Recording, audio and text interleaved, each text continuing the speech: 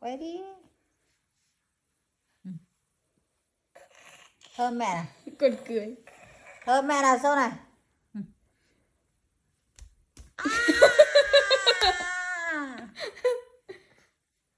Thơm mẹ này.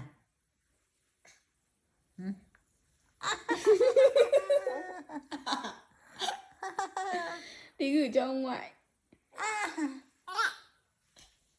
Sâu ơi, dạ nào. Sâu ơi, sâu. Lại thơm mẹ. Sâu ơi, sâu. Sâu. Thằng sâu. Mà đang tập trung rồi. Đầu thông minh của con đâu? Đầu thông minh của con đâu? Đầu thông minh đâu? Đầu thông minh đâu? Lại luôn. Nó liếm. Nào. Bên này. Bên này. Bên này. Thơm bên này. Dạ. Thôi nha.